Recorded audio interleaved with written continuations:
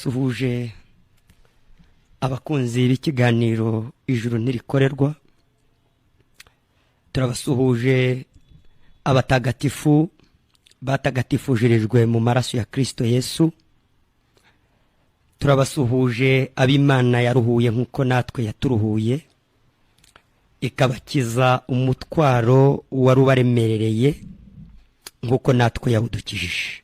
Amen. Turanasuhuza n'abandi bose baduteze amatwi ariko aribwo bwa mbere bashyize urushinge kuri 93 n'igice kimwe kuri Fine FM. Namwe turabasuhuje ariko kandi tubahaye ikaze kugira ngo mu by'ukuri namwe mwumve uko Imana itabara, mwumve uko Imana yatanze ijuru ku buntu ariko ibikoreye muri Kristo Yesu. Mwene data, ndashimira Imana nanjye ko yankijije ikambohora, ikankura muri gihenomu, ikankiza umuriro w'iteka, ikangirira neza ku buryo noneho yo mvuga kugira neza kw'Imana mba mbyumva. Yego.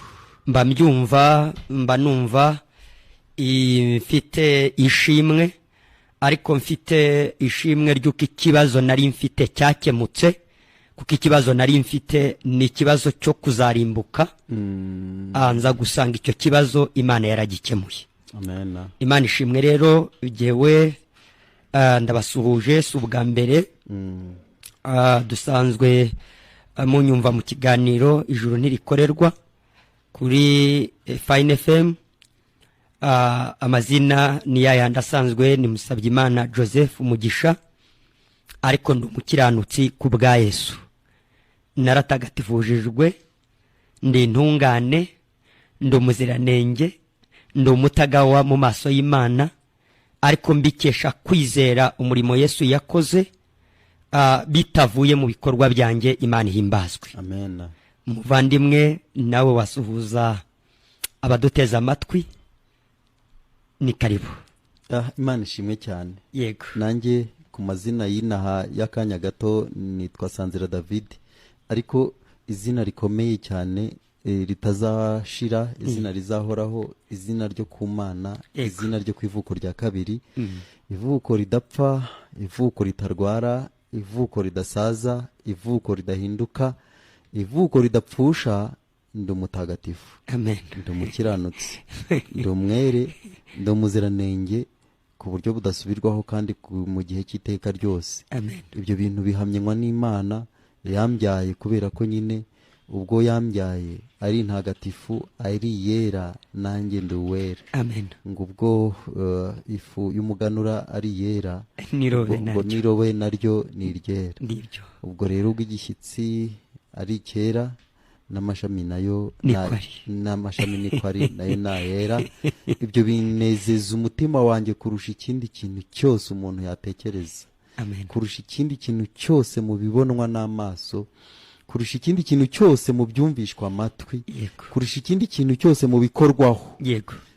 Ibyo nibyo nge numva binezeza kandi bigafata umutima wanjye ugakomera. Amen.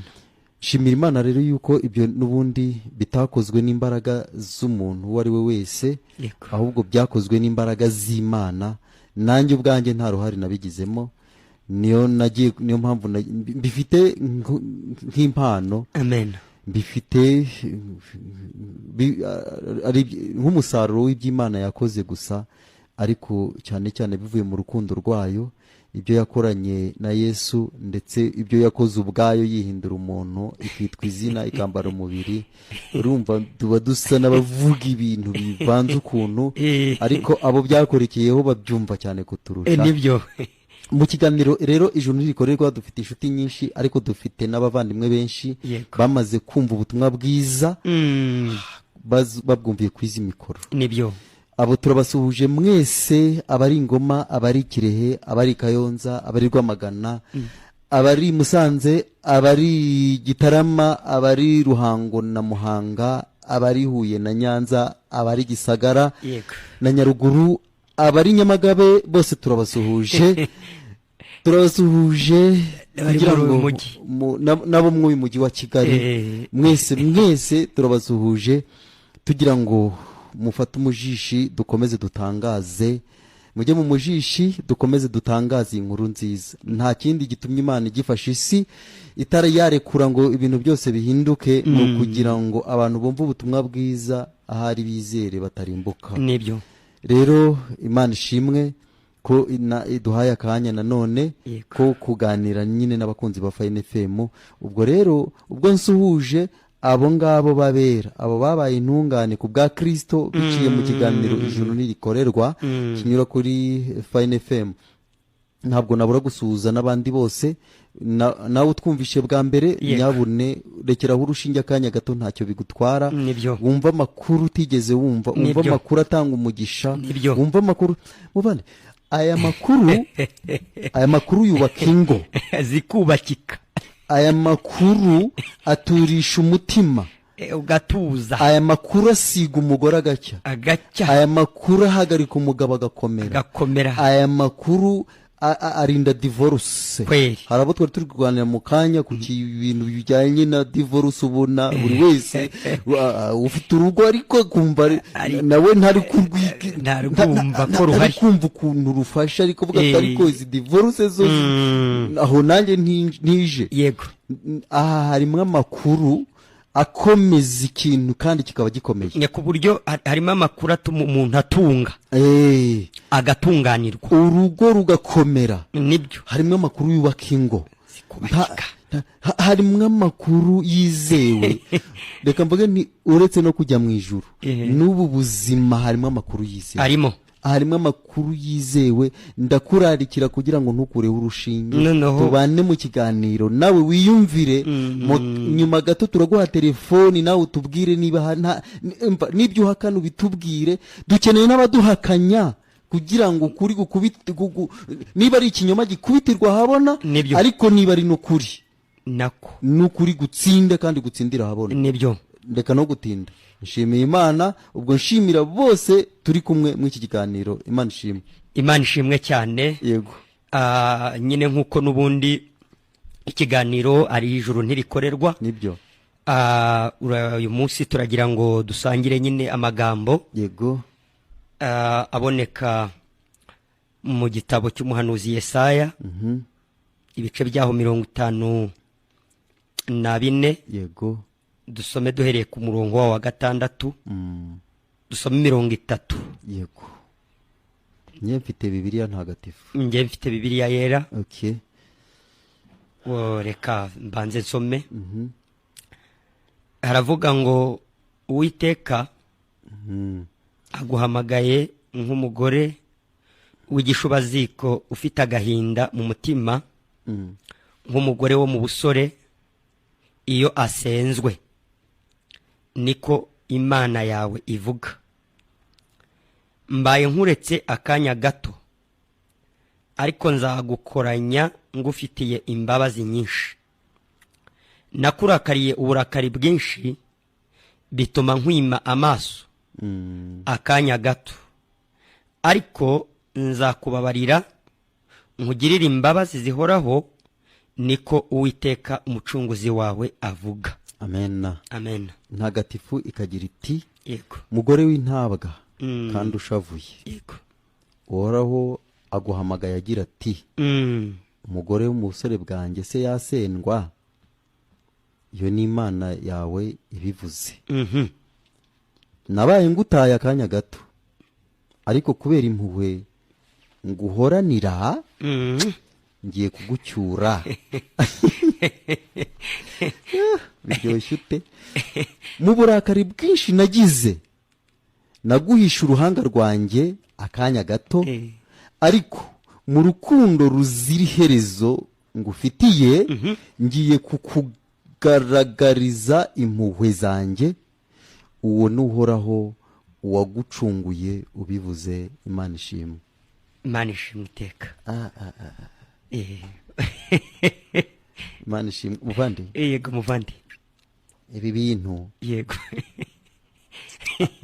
Abantu bakunda kuvuga ngo ri ngo tutuwaya. guide la coup de meniance ati zeze yakidemora alazeze manda ngo mwumve uko Uwiteka Imana ivuga. Ntabwo ari ibyo turi kuvuga, ntabwo ari ibyo turi kuvuga. hari n'abandi batambukana umweyo n'imikubuzo n'utuyungiro n'intaro ngirakubuye ngo igiti kiraguye ngo mwumve uko Uwiteka Imana ivuga. Iherezo we si ibyo turimo. Umva icyo Imana yavuze. Amen. Yaravuze ngo amen, nubwo nagutaye akanya gato ariko nkakwereka nkaguhisha uruhanga rwanjye urukundo, ubu noneho ngiye kukugaragariza urukundo ngufitiye. Yego. Bantu muri kuri mikoro, bantu muri kutwumva, inshuti zacu dusangiye ikiganiro, umva uko Uwiteka Imana ikubwira. Amen. Urahangayitse nibyo, kandi ni mu gihe waratawe koko, kandi ntiwarenganyijwe. Wazize ukuri waraciwe, kandi ucibwa wizize. Ucibwa byari bigukwiye. Mu yera yo havuze igishubaziko. Ubundi muri iyi minsi ikinyarwanda kiri kugenda gitakara. Yego. Ku buryo uvuga igishubaziko abantu yewe n'abakuru kumva ntibari kubyumva, ntibari kumva ibyo ari byo. Igishubaziko reka nkivugeho gato cyane. Igishubaziko ni umukobwa washatse, yego, washyingiwe, hanyuma akaza gusendwa bishingiye ku makosa ye ku makosa ye atabasha kwihanganirwa n'umugabo ndetse n'umuryango yashatsemo. Yego. Ubundi agasendwa ku buryo bwemewe n'amategeko, agasohorwa mu rugo, agasohorwa mu uwo muryango yashatsemo nk'ikizira. Yego. Agasubira iwabo, akajya icyo gihe ntabwo aba ari umukobwa wo mu urwo rugo iwabo asubiye, ahubwo aba ari indushyi. Noneho iyo bataramwubakira inzu y'uburushyi akiri iwabo mu mbere mwa nyina, yego, aba yitwa igishubaziko. Niryo zina rye nuko aba yitwa. Aba yitwa igishubaziko. Uwo nguwo kubera inenge iri muriho, nta n'umusore umurambagiza. Kurambagizwa n'undi ntibiba bigishoboka, ntabwo biba bigikunda. Ahubwo yubakirwa inzu. Yo basaza be cyangwa se bagize ikindi kumufasha kugira ngo arebe ko yakira ibitutsi bya nyina. Kobwa wananiye umugabo, warananiranye n'ubundi iyo nabonaga utazashoboka. Yewe rubanda irubaka, umwana w'umunyarwanda yari yararushye koko. Naho umwana w'umunyarwanda yarihanganaga ku buryo utagaciro, nawe ukajya wibaza no kumva bikubereye ibibi kuruta uko wari kuba utarashatse. Nibyo. Basi ukaba ukiri aho iwanyu ariko utari igishubaziko. Nibyo. Ahubwo uri umukobwa wagumiwe bipfa kuruta. Yego. Nibyo. Urumva no kugumirwa nabyo twabisobanura, ariko sicyo nanone cyatuzanye gusobanura ibinyarwanda by'ubuzima bw'abantu. Yego. Ahubwo twari tuje kugira ngo tukugezeho inkuru nziza ikubwira aho wasendewe n'icyo wazize. Ko wazize ukuri kuko wanze kumvira umugabo. Iyo tubivuze gutya umuntu yagira ngo ni umugore gusa uri kubwirwa. Oya, Adamu niwe wanze kumvira Imana. Tumurimo, kandi twari tumurimo twese. Yanze kumvira umuremyi we, arya ku giti Imana yamubujije. Yanze kumvira umugabo, yanze kumvira umuremyi we, yanze kumvira uhoraho. Wamuhaye byose, hari ikintu atari yamuhahiye. Yaramubwiye ati ibiti byose byo mu iyi ngobyi ujya urya imbuto zabyo uko ushaka. Uko ushaka nawe uzagukoma.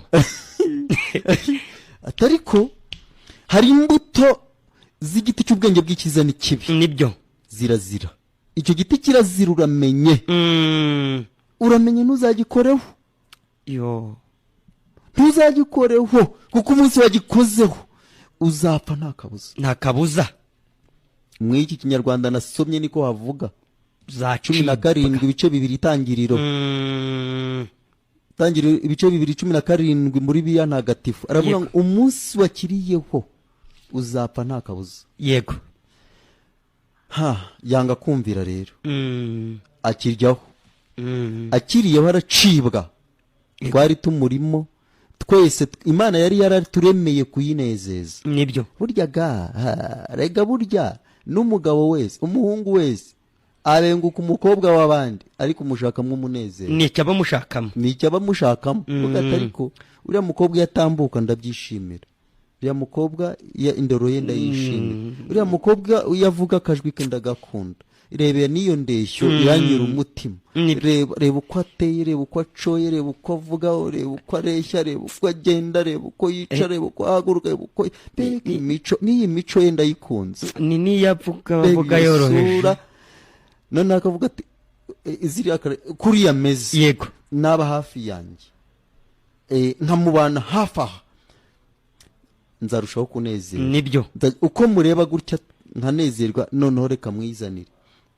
Imana irema umuntu yamuremye ishaka kuzajya imunezererwa ishaka ko azajya yinezeza agahesha izina ryayo icyubahiro rwose noneho igikomeye kirimo ni ukumva wa mugore cya kiremwa wari washyiriye aho ngaho kukunezeza kandi kukunezeza icyambere yego ni ukukubaha ni ukukumvira kwirinda guteshuka ku ijambo ryawe nibyo birangiye rero bipfuye birangiye uteshutse kucyo uwakuremye yari yakuremeye inshingano yaguhaye yego uyirenzeho yego kandi uyirenzeho atari uko wibagiwe nibyo ubizi neza yuko uri gukagana n'inshingano yaguhaye n'ibwiriza yaguhaye kubera ko hari irindi bwiriza wumviye Shitani aramubwira ati gupfa ntimuzapfa ahubwo nuko Imana izi ko umunsi mwakiriyeho muzahinduka nk'Imana mukamenya ubwenge bw'icyiza n'ikibi nimurye nta kibazo ntacyo muba Imana yarabashutse irabeshya Imana beshya hanyuma se arakiriye rero kandi akiriye ari mu rugo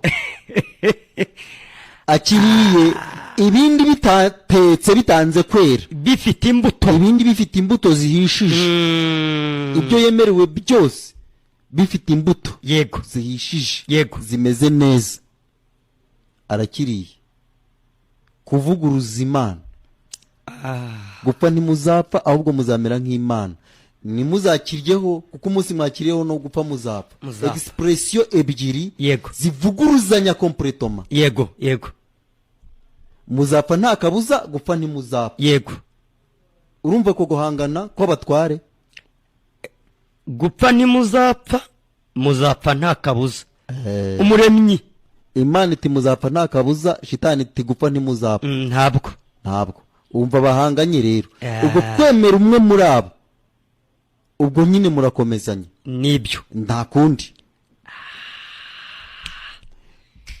ibiremwa umuntu Imana yaremye yarayihemukiye s'il-vous-plaît abantu bajye babyumva neza yarahemutse kandi ahemuka nta mpamvu nimwe iyi imwe igaragara yagira urwitwazo yamutera guhemuka si ukwibagirwa kuko ntiyari yabyibagiwe nicyo narindi kuvuga yego kuko ubwe yaramubwiye ati reka da ntabwo Imana yatubujije kurya ari kuganira na Eva yego ntabwo Imana yatubujije kurya ahubwo yatubwiye ko ibiti byose tugomba gusoroma imbuto zabyo tukazirya uko twishakiye ariko itubuza igiti kimwe gusa kimenyesha ubwenge bw'icyiza n'ikibi kuko cyo ngo cyadutera gupfa urupfu rw'iteka urumva hanyuma akiryaho ariko anazi icyo akoze icyo ari cyo azi ko asuzuguye kandi azi ko arenze ku itegeko Imana yari yamuhaye nibyo twari tumurimo rero niyo mpamvu twisanze twarirukanywe. ni nk'uko umugore n'ubundi usendwa yasendwa afite inda, umwana yisanga ari umwana w'igishubaziko yavutse, kuko nanone umugabo ntiyasenda umwana, ntiyasenda umugore ngo inda yisigarane bikunda, ntabwo byashoboka. asendana n'urubuto rw'umwana ruri mu mubyeyi, mu mugore. Ariko noneho turi muri Adamu turacibwa dukurwa muri Edeni, ubu ngubu n'amagingo ayo turi hanze ya Edeni. Niyo mpamvu hari kwiyuhyuya, hari umuruho no kugira ngo byerura fumbira. Yewe nibyeze ntiwemera ko byeze, ntunezezwa nabyo. Nibyagenze neza wumva bituzuye, wumva hari ibindi ushaka. Reka mbabwire, yewe umva igikenewe kuri ubu ngubu nuko umuntu asobanukirwa impamvu yo kutanyurwa n'ibintu byose, kandi biranumvikana hanze ya Edeni nta munezero, kuko ubu hari ari ku izina ari igishubaziko. Nta kintu uririmba uri igishubaziko. Yego, usenge uri igishubaziko, utura amaturo ari igishubaziko, ufasha imfubyi n'abapfakazi ari igishubaziko kiri kubikora. Ibyo bintu byose uba uri gukora ntibishobora kugukuraho ubushubaziko. Ntabwo ibyo bintu kubikora, hari igihe umuntu abikora agira ngo ahari umugabo yabirebaho akisubiraho akagaruka kumureba. Oya, ariko ngira ngo tudatinze kuri iki, yego, ahari abo turi kumwe bari kucyumva.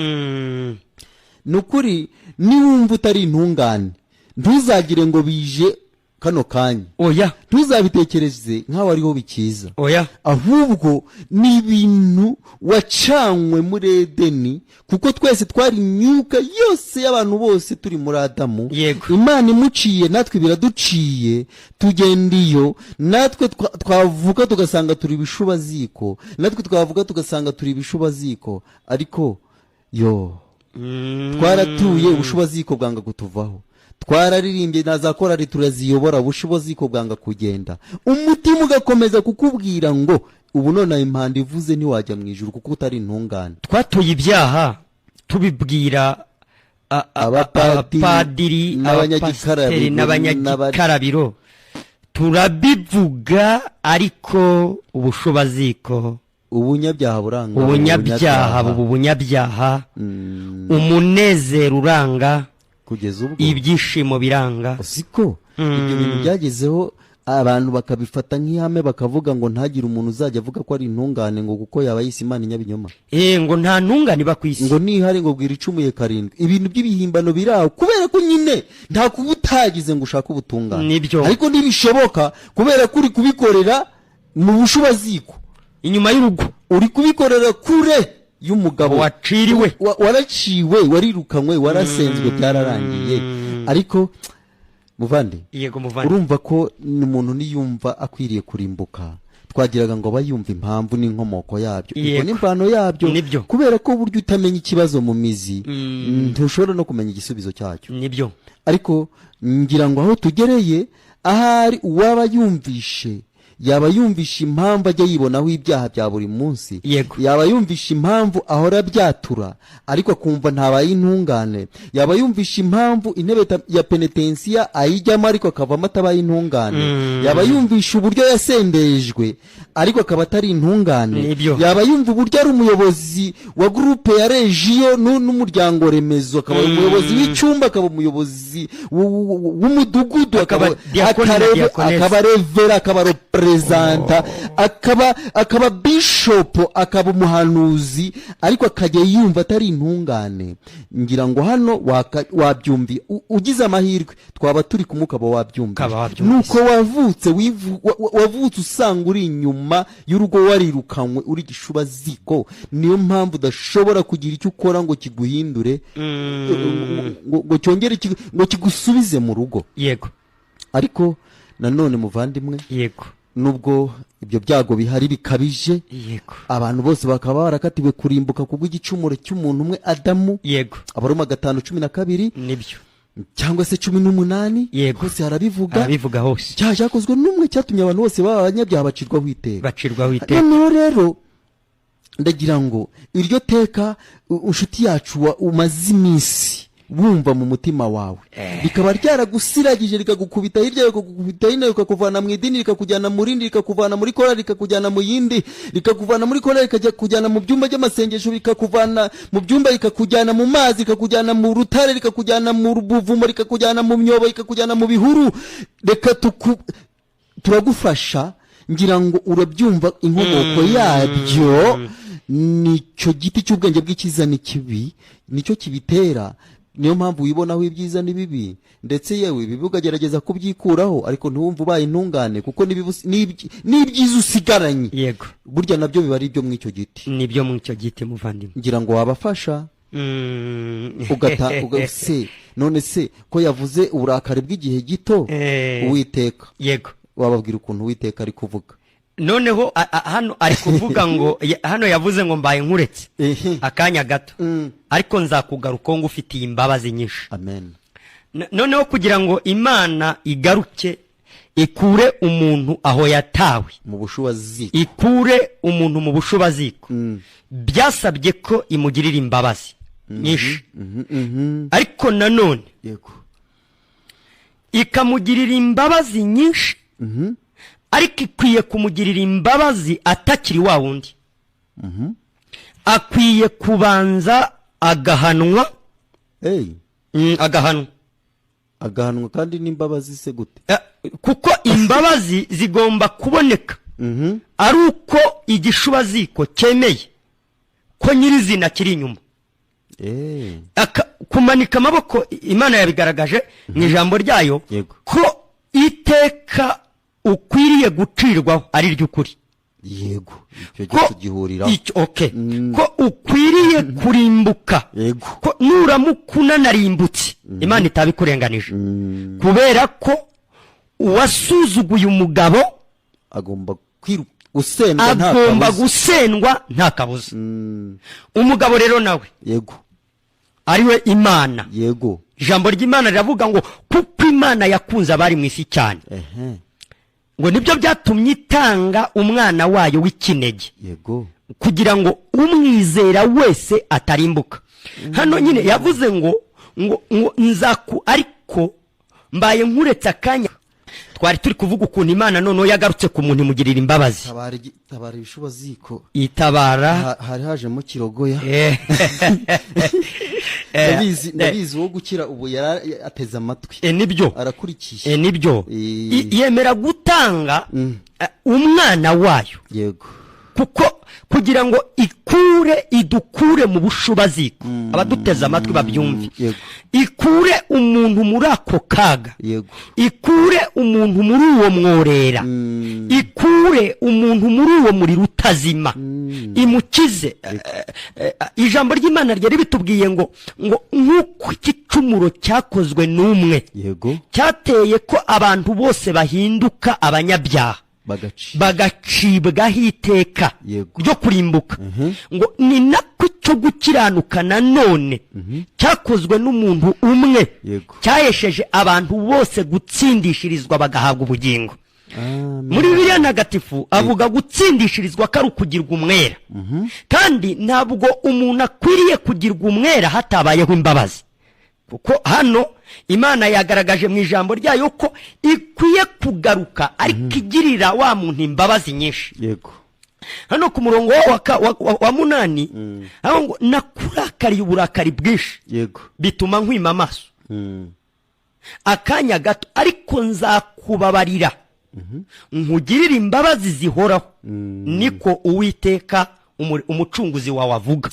Urumva byasabye ko noneho umuntu wabaye igishubaziko yongera akwiriye gucungurwa. Yego, Imana ikamushakira umucunguzi witwa Yesu. Uwo mucunguzi witwa Yesu Imana ikamubaraho ubushubaziko bwose rwose n'amakosa yose yose ayatumye ducibwa tugakurwa muri edeni, yego ayatumye ducibwa tukajya mu muriro w'iteka nk'igihano twari dukwiriye guhanwa, haboneka umucunguzi witwa Yesu, kugira ngo muri uwo mucunguzi Imana itubabaririremo. niko kwa kwicwa wari uvuze nari mvuze uko Imana nikwiye kubabarira uyu wayihemukiye igihano kidakozwe, kuko yavuze ko igihembo cy'icyo kintu ni urupfu. Hakwiriye kuboneka rero igipfa, hakwiriye kubaho igipfa mu cyimbo cy'uwari ukwiye gupfa, kandi byumvikanye ko igishubaziko cyasohokanye n'igihano cy'urupfu. Nibyo, kuko niko Imana yavuze. Nibyo, Yusomye mu Baroma ibice 6 ku mirongo yera, haravuga ngo kuko ibihembo by'ibyaha ari urupfu. Nibyo, ubwo icyo gihembo cy'ibyaha ni urupfu. Habonetse rero ingurane, umucunguzi witwa Yesu, nk'uko Imana yavuze ngo nzakugirira imbabazi zihoraho, hanyuma kandi ngushakire, niko Uwiteka avuga, umucunguzi wawe niko avuga. Ese nutinda gato ku mucunguzi wagombaga kuducungura ni Yesu. Nibyo, akaza mu isi nihuse, ariko akaza mu buryo bw'igitangaza. Akaza mu buryo, akavukira muri Mariya mu buryo bw'igitangaza, mu buryo butari ubwo kubonana n'umugore n'umugabo, kuko yaboneka gutyo nawe yari kuvukana ya virusi, yari kuvuka ari umuntu, nawe yari kuvuka ari umuntu. Gucungura uwaciwe bikaba bidashoboka, ari umwana w'igishubaziko, yari kuba ari umwana w'igishubaziko nawe ntacyo byari gutanga. Hanyuma aza mu isi, ariko ari Imana, yemera kwicisha bugufi, asiga ubwiza n'icyubahiro yari afite mu ijuru, kugira ngo aze kwemera gusa n'umuntu mu buryo bw'umubiri, ariko atameze nk'umuntu mu buryo bwa kamere. Ari Imana. Hari amagambo ari mu Baheburayo igice cya mbere, nko ku murongo wa 3, hari amagambo avuga ngo uwo kuko ari ukurabagirana ku bwiza bwayo, ngo n'ishusho ya kamere yayo, ngo kandi akaba ari uramiza byose ijambo ry'imbaraga ze. Ngo amaze kweza no gukuraho ibyaha byacu. Umucunguzi yaraje gukuraho, ariko impamvu yabishoboye gukuraho nuko we ntabyo yari afite, kuko niwe shusho y'Imana, niwe kamere y'Imana, ni Imana yambaye umubiri, kuko niwe muhuza. Hari amagambo ari muri Timoteyo abivuga, avuga ko Yesu ari we muhuza w'Imana n'abantu. Niwe waduhuje. Umva, wa mugani ntitwari gucyurwa koko nta muhuza. Byasabye ko umuhuza abaho, kugira ngo aze wari igishubaziko ahuzwe n'Imana n'umugabo. Noneho ubuzima bwongere noneho ubuzima bwongere bugaruke. Ntabwo yagomba kugaruka ari igishubaziko, ahubwo araza guhura n'umugabo, noneho yabaye umukiranutsi. Ariko bikozwe n'umucunguzi, bikozwe n'umucunguzi witwa Yesu. Nuko uyu mucunguzi noneho Imana yari afite ibintu bibiri, yari Imana ariko akaba n'umuntu. Yagombaga gucekingwa mu bugendanye n'ubumana, bigasanga byujuje 100%, bikaza gucekingwa no mu bigendanye n'ubumuntu, bikuzura 100%.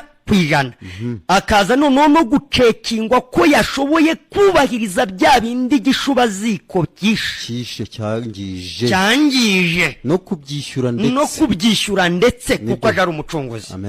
Akabinonosora neza ku gato, akabinonosora ku kanini. Ibyo bintu bigahita bibarwa ku gishubaziko. Byamara kukibarwaho, nk'uko yarabazweho ubunyabyaha bwose n'ingano yabwo, bikamwinjiza mu gihano cy'urupfu. Ariko kandi ubwo nanjye nkaba ngiye guhanirwa muri we, kuko ngiye guhanwa. Wowe uduteze amatwi wumve ko Imana inanakubabarira. Ntabwo yababariye gutyo gusa itabanje guhana. Yarahannye. Nibyo, yarahannye, kuko itari kwiye kongera kubana n'uyu muntu wangiritse gutya itamwishe. Yagombaga kumwica, ikamwicira muri Kristo Yesu. nibyo. Ubutumwa bwiza buvuga ko Kristo ubwo atigeze kumenya icyaha, Imana yamuhinduye noneho kuba icyaha ku bwacu, ariko ngo kugira ngo muri we noneho duhinduke gukiranuka kw'Imana. Hano urumva umucunguzi nuko yemeye kubarwaho ubunyacyaha bwose n'ingano yabwo bw'abanyabyaha. Wowe uduteze amatwi turakubwira ko Yesu nk'umucunguzi wawe umwe Imana yakubabaririyemo ibyaha ikakugirira imbabazi zihora witeka, uwo yabazweho ibyaha byawe byose byo muri kamere n'ingano yabyo, imubaraho ubuhemu bwose wahemukiye umuremyi, imubaraho ubushubaziko, imubaraho amakosi, imubaraho amafuti, imubaraho kwigenga, imubaraho kwitwara, imubaraho kutumvira Imana, byose irangije kubimubaraho irahinduka icyaha, irarimuhanira. Kwari ukugira ngo muri we Imana umuremyi wawe ikugirire imbabazi ariko zihora witeka, kubera ko idakwiriye kubabarira umunyabyaha dakwiri atamenetse amaraso. Hari hakwiye kumeneka amaraso nk'ikiguzi, kuko kugira ngo nongere nsubire muri Edeni, wongere usubire mu munezero, kugira ngo utazarimbuka. Iyo tuvuka Edeni ni mu munezero, ni mu byishimo, naho umuntu aba ari intungane, abanye n'Imana amahoro, adafite ikibazo cyo kurimbuka, agenda avuga ati naho ndiho naho napfa nziko nkundwa n'Uwiteka, agenda avuga ati mfite ibyiringiro bifite ubugingo, mfite umugabane mu ijuru, mfite umugabane, ku buryo avuga umugabane ariko akaba atari umugabane akomora mu byo akora, ahubwo umugabane w'ubugingo akomora mu kwizera icyakozwe n'umucunguzi witwa Yesu. Mbese twenda gutanga umurongo kugira ngo nyine abadukurikiranye nabo baduhamagare, twakubwiraga ko noneho Imana wowe yakugiriye imbabazi zihora witeka, itakikubaraho urubanza rw'ibyaha, kubera ko umucunguzi witwa Yesu yemeye kubarwaho ibyaha byawe. Ibyo kandi abibazweho bimujyana mu gihano, bikimara kumujyana mu gihano arapfa ariko aranazuka. Gupfa no kuzuka kwe Imana yemera ko igihano cyawe cyose gihanwe kandi gihaniwe muri Kristo Yesu. Imana ishimwe. Twatanga umurongo, tanga umurongo, ariko wenda reka ntango batangaho message. Yego. 0783464800 0783464800 aho n'ubutumwa bugufi. Yego. Iyo muhamagaraho ni 0788 39 yego 26 335 0788 yego 39 26 325. Niba haruwaje yego haruwaje. Hello. Amahoro. Muvandimwe ndaho ndanezerewe, ndashima Umwami. Na David. Yego turagusuhuje. Nukuri dusangiye ijambo ryiza cyane. Yego. Ukuntu Imana yatukoranije ngo nk'umugore w'igishubaziko kabisa, ngo iyo asenzwe kandi wo mu busore, ako kantu nako kariho. Mbega imbabazi n'umurengera. Kuri Imana ishimwe rwose. Yego. Imana ishimwe ko yangaruye nk'abantu yagiye. Mvandimwe, hari igihe umuntu yita ku bushubaziko cyane akumva hari gusubira mu rugo bitagishobotse. Ariko Hello Fine FM. Turakumva. Ni biramahire Theogene ndirubona. Yego. Rubona ya Rwamagana. Nanjye ndashima Imana. Yego. Imana yaduhaye agakiza. Yego. Bidatewe n'imirimo, bidatewe n'ibikorwa. Yego. kuko ntabyo twari dufite. Ubwo rero nezerewe Imana, twari turi kumva ikiganiro. Yego. Ubwo rero nshuje abera bose birubona, yego, harimo ba Solange na ba mwarimu, twari tuvuye mu iteraniro. yego yego. Ubwo rero turashima Imana, ndasuhuza abera bose bo mu Rwanda no hanze yo mu Rwanda. Yego. Urakoze cyane muvandimwe. Imana ibarinde. Yego. Allo? Allo, Fine FM. Yego. Ongera ijwi gake. Ongera ijwi. Ntabwo nari nzi ko Imana buri gihe twajyaga dusenga kwibwira ngo turi abanyabyaha ndetse bidakwiriye kugira, ariko mu iki kiganiro numva turi Imana cyane. Yego. Imana ihafite, Imana ihimbazwe. ariko nzabashaka nongere mbabaze. Yego. kuko urabona ubu ngubu turahugirana. Yego. Birantunguye cyane kuko iki kiganiro numvise n'uyu munsi yo. Ndabasabye rero nzashaka umwanya maze mbabaze neza, ngenda nemye ntakiri umunyabyaha. Amen. Amen. Turahari, nimero nizo, izo zikomeze, n'izindi za message niba wazumvishe nazo zikomeze, tuzibonekaho aho uri hose turahagusanga. Yego. Yego. Urakoze. Nibyo, nimuve mu bushubaziko. Ve mu bushubaziko. Narindi kuvuga ni hari igihe umuntu areba imbaraga z'ubushubaziko akagira ngo ntiyagakwiye gusubira mu rugo. Allo? Yes, hello.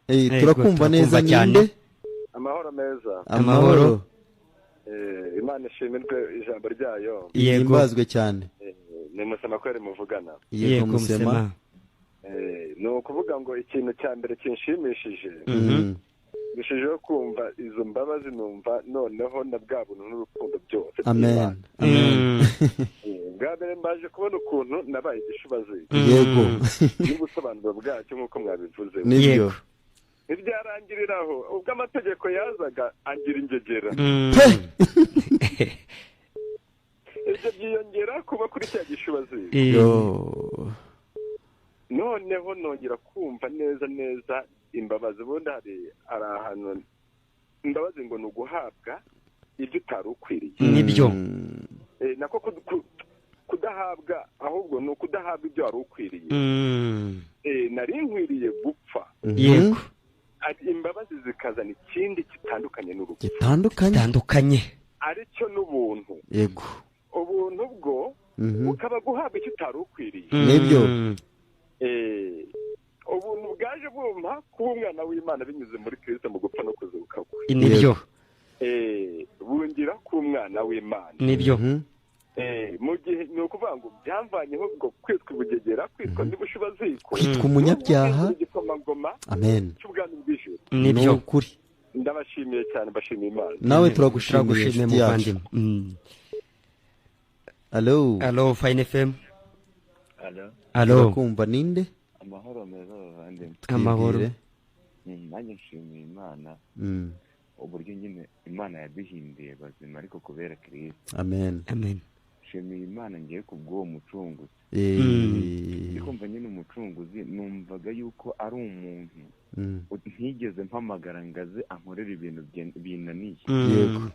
Ahubwo we nyine yamenye yuko yamenye amakuru yuko ibyo bintu imbaraga zabyo ntazifite, ntashoboye kuzakomeza kubyikorera, nzava muri urwo ruhabo. Amen.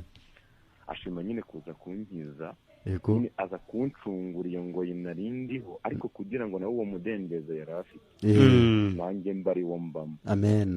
Rero nshimiye Imana nyine yuko noneho ubundi mu mudendezo hashingiye yuko umucunguzi yabonetse. Amen. Nyine numvaga nta n'ikindi kiri kuvugwa nyine no kuri radiyo, ubu nyine twari ibishubaziko, nta n'ibyiringiro by'uko tuzongera kubona umugabo dufite. Yego. Ariko ubu ngubu tukaba dufite ibyiringiro bishyitse byuzuye 100% yuko umugabo ahari. Nibyo. Rero nshimiye Imana nyine ku bwiza mbabazi twagiriwe. Nanasoza nyine abera bose. Yego. Ni igisagara mbishimiye Imana. namwe nyine ndashimira Imana. Abigisagara bera bigisagara ubatashye cyane. Yego. Yego ndabasuhuza bene data. Amahoro. Amahoro Alo Fine FM. Halo. Yego muri bande muherereye he? Nitwa Divine mpereye ku Muhima. Yego Divine. Ngenda babaye ukuntu mfunguye radiyo nkasanga ibyo mwaganiraga bisa nk'ibirangiye. Ariko nakomeje ndakurikirana numva nsanga muri kuvuga ku Mana, muri kuvuga ku mbaraga zayo. Twese turashima ko tubayeho ku bwayo. Tutarubaga ku butoni. Uko byagenda kose niba ngo twari ibishubaziko, igishubaziko ni twabisobanuye ariko ntituri bubisubiremo, ahubwo iyo nimero uyikomeze Divine. Igishubaziko reka tugufashe. Umuntu aba yarataye nk'urugo. Si uguta urugo, ahubwo aba yarirukanywe mu rugo rwe, wari umugore agasendwa ku bw'amakosa akabije yakoze adashobora gutuma yasubizwa mu rugo ngo yongere abe umugore mu rugo, abe umugore w'uwo mugabo. Ariko Imana ikirengagiza ibyo byose ikongera ikatwakira. Hanyuma Imana rero yakugaruje urupfu rwa Yesu, irashaka ngo ubyemere ko Yesu ubwo yamuhanaga ari wowe yari iri guhana, kugira ngo ugaruke utikanga kubera ko warangije igihano, ahubwo ugaruke uri inshuti magara, ntusige n'Imana. Ubikesha kwemera ko Yesu igihano cyawe cyose yakigotomeye akakirangiza. Yego. Divine. Rero tubyemera nk'ukuri kuko Imana iradukunda. Niba ushaka kuryama ukabyuka. Divine. Twese twizera neza ko Divine. Reka nkwereke dore cyoroshye. Dore ikiza gukorohera. Iyo nimero uyikomeze uze kuyihamagara nyuma y'iminota nka 12. Yego. Tugusobanurire ko ikiganiro cyari giteye, urarushaho kumererwa neza. Murakoze bana baho umugisha, Imana ibarinde, turabakunda cyane kuri Fine FM. Urakoze. Sawa. Message nyinshi. Mwiriwe bavandimwe, amazina yanjye ni Muragijimana Daniel, ariko nejejwe no kumenya ko ndi umukiranutsi kubwo gupfa, guhambwa no kuzuka bya Yesu. Ibyo byatumye numva ndi umwana mu rugo. Amen. Uri umwana, uri umugore kubwo kwizera Yesu. Mwiriwe neza bakozi b'Imana, turi abana b'Imana ntabwo turi abakozi. Nubwo umwana utari ikimuga n'ubundi ntiyabura kugira utwakora mu rugo. Sinzi guturuka ikayenzi mu karere ka Kamonyi. Nukuri murakoze kuko nongeye kumva imbabazi z'Imana, nanjye mvuye mu bushubaziko ngaruwe mu rugo. Imana ibahe umugisha, nawe iguhe nta mugisha uruta gukira ubushubaziko kagaruka mu rugo. Muraho bene data, nshimiye Imana. Ni Monique ndi Kicukiro. Nukuri Yesu yarakoze, nejejwe n'ijambo mutugejejeho. Murakoze. Ubu turabana nitukira kozi, nararuhutse pe. Amen. Niba hari uhari mufate, SMS ziracyarimo ndaba nziretse. Nazi umufate nta kibazo. None se niba Yesu yarabirangije, umuntu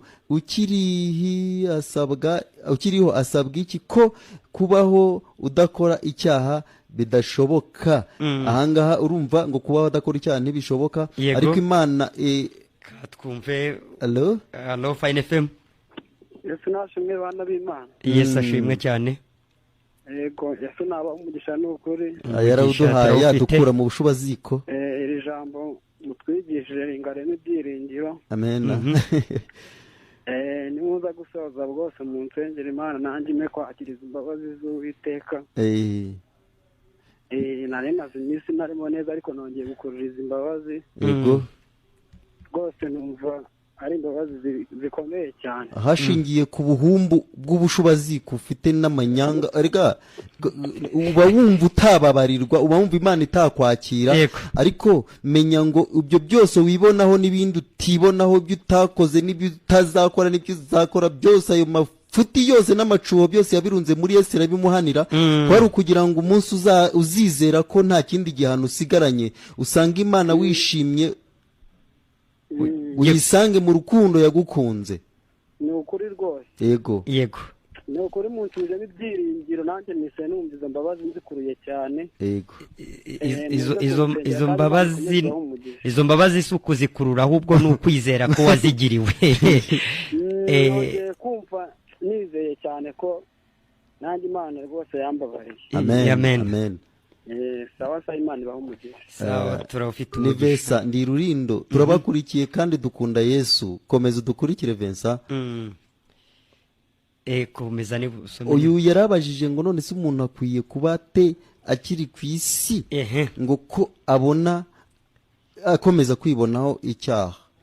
Mu by'ukuri hashingiye ku bushubaziko ku butindamo byatumye umuntu nyine rwose amera nk'igihurira. Amagambo ibi byose kandi turi kubana ijambo ry'Imana umwanya bari muto ngo tubisobanure. Ijambo ry'Imana byose no kuvuga ngo burya na mukecuru yari kubwira uwo mukobwa we wabaye igishubaziko atamubwira ibyiza nuko aba afite amakosa menshi cyane, abafite amakosa menshi none akanakomeza no kuyakora no mu bushubaziko. Noneho rero amahirwe arimo kuri twe. Yego. Amahirwe ahari ku bakiranutsi. Yego. Amahirwe ahari nuko Imana yabimenye byose mbere yuko tubikora. Bimenye mbere. Nibyo wibonaho n'ibindi utibonaho byose Imana yarabigenzuye ngo irebera iherezo mu itangiriro. Irakumenya utaravuka utarabona urusoro, imenya ubufuti bwawe n'ubushubaziko bwawe n'ubuhungu bwawe n'ubuhurira bwawe n'amafuti n'ibyaha n'amakosa n'amahombo byose ibirunda n'amatiku n'amahane no kwiyemera no kwihenura no kubeshya byose ibirunda kuri Kristo kugira ngo imuhane umujinya igufitiye ushirire muri Kristo, kuko nanone hakiri icyaha imbere yayo kuri wowe umujinya wagaruka kandi ntiwaza uyisangana umujinya ngo ikwakire. Rero kwari ukugira ngo wowe umunsi nanone wabimenye. Yego. Ubyizeze umutima udashidikanya ko Imana yahannye Yesu imuhora ububi bwawe bwose n'ubwiza bwawe bwose. Impamvu ubwiza ntajya mbusiga, ntabwo nzajya mbusiga kubera ko ubwo bwiza bwabaye igisitaza n'igisika n'urukuta runini rubuza abantu gusanga Imana, rubuza abantu kwemera imbabazi z'Imana. Umuntu akazemera igice yemeye iz'ibyaha ariko ntamenye ko burya n'ineza ye izira kumana hashingiye kwikomoka mu giti cy'ubwenge bw'ikiza n'ikibi. Yego. Niba ari ikiza n'ikibi rero ubwo ibyiza bikomoka muri icyo giti wabujijwe n'ibibi bikomoka muri icyo giti wabujijwe. Yesu agucungura yagucunguye kw'ibyo byombi kuko byose byagombaga kuguhanisha bikakujyana gihenomu. Bityo rero wireba ibyaha gusa ahubwo uvuga ngo nibi byiza ndikora burya nikizira imbere y'Imana, ahubwo yo yanze ibyanjye byose aho biva bikagera kuva navuga kugeza igihe nzapfira. Ishima iby'umucunguzi wanjye ari we Yesu Kristo, umwana wayo ari we Imana ufite ishusho yayo ngo na kamere yayo. Aza mu isi akiranuka nk'uko Imana ikiranuka kugira ngo ubone gukiranuka kw'Imana wari warabuze. Ubundi wajya gushakisha gukiranuka kwawe ariko Imana yakureba ikakubona mwibizinga go kunuka nk'umwambaro wakoreshejwe nk'umwambaro wakoreshejwe n'umugore uri mu mihango. Ibyo rero nguko niko gukiranuka k'umuntu kumeza atihana. Ibyo utajya wita ibyaha, ibyo wita kwa byiza, ibyo warobanuye ukabigira inyamibwa, ibyo wagize inyamibwa biranuka imbere y'Imana. Byihorere rero byose umenye ngo umucunguzi aza yari yabibaranye byose n'Imana. Nibyo Imana yamuhaniye ariko nawe yakiranutse 100% kugira ngo utware iryo jana yakiranutse abari ryo ujyana umusigire zeru yawe n'ubuhumbu bwawe n'ubushobaziko bwawe abuzire. Ubundi usanga Imana ariko n'igihano cyarangiye kubwo ko Imana yahannye Kristo. Nagira ngo hari nsubiza icyo kibazo avuga ati se ko nkomeza kubyibonaho. Ariko nanone nubona amateraniro nubona ijambo ry'Imana ugakomeza kurirya kuko nabyo riba ryakubyaye uzagira igihe wumve biragenda bigabanuka. Nibyo ako kamenyero kazagenda gashira kubera ko nubundi gishubaziko iyo gisubiye mu rugo ntabwo burya ibyo cyabagamo ntibita bishira ko kanya ahubwo bigenda bigabanuka buke buke. Urukundo rw'umugabo rwongera kumusabagira, uko umugabo yongera kumwitaho, yongera kumubwira ya magambo meza yajyaga amubwira, yongera kumuririmbira imitoma, agatima kagenda kagaruka. Niba ari n'amavunja wari wararwaye nayo agenda ashiramo buhoro buhoro. Ega sheri akwitaho, aragukunda akagukuyakuya nuko aradukuyakuya ngo aturinde satani, ni data wa twese mwiza, azi intege nke zacu, nuko aradukuyakuya, ngo aturinde satani. Duhimbaze imbabazi ze, duhimbaze imbabazi ze, duhimbaze imbabazi ze, Haleluya, zitarangira iteka. humura ahubwo izere yuko byose yabirunze kuri Kristo, kabimuhanira kandi kabimuhanira rimwe, akaba igitambo kimwe cy'iteka ryose, ku buryo Imana yavuze ngo ibyaha byawe n'ubugome bwawe ntizabyibuka ukundi. Kutabyibuka suko nyine utabikora, ahubwo nuko yabimenye utarabikora, inabihanira wowe utarabikora, wari ukugira ngo nawe umunsi uzabyizera bizakugira intungane. Ibyo bifite ubundi buzima bushake bizajya bikuzanira. Nk'uko umwana akura yavukanye ibiro 3 akazagira 50 cyangwa 70, nk'ibyo mfite cyangwa ibyo ufite nawe urabizi ibyo yavukanye. Icyo wari ukeneye ni ukubanza gukira ubushubaziko, ni ukubanza gukira urupfu rw'iteka. Ibindi bizagenda bitungana buhoro buhoro uko genda wumva ijambo ry'Imana. Imana ishimwe, ihimbazwe cyane. Turabashimiye bakurikiranye ikiganiro. Amen. Ariko kandi dukomeza no kubasabira Imana kugira ngo ikomeze ibahumure, ibakore ku matwi, kugira ngo mukomeze kumva, nawe uve muri uwo mwijima. Amen. Winjire mu mucyo w'itangaza. Ijuru ni ryawe, Imana yari guhereye ubuntu muri Yesu. Wirishakashaka va mu mirimo, wizere umurimo Yesu yakoze, niwo uhagije kugira ngo wemerwe ube intungane imbere y'Imana, utabikesha imirimo yawe. Reka tubwire abantu ngo nibareke gushaka Imana kuko ntibayibona, niyo yabashatse. Ahubwo bicare hamwe bumva Imana yabashatse icyo yabakoreye. Uyu wa message avuga ati amahoro bavandimwe ku Mana, murakoze kubwo inkuru nziza iruhura umutima. Abaruhutse turanezerewe cyane, abatarakira uburuhukiro nibaruhuke. Ni Damascene. Dushimiye Imana. Uwadushaka cyane yareba WhatsApp 07844257, kandi nanone Ijuru Ntirikorerwa TV, iyo ni YouTube, wakurikira ugasanga ibiganiro byinshi ugasobanuza ukanasobanukirwa. Mwese turabashimiye kandi dushimiye Imana yabanye natwe ikageza iki kiganiro cyageze n'ibintu yashyuye mu mitima yabumvise. Ihimbazwe kuri ubu no kuzageza iteka ryose.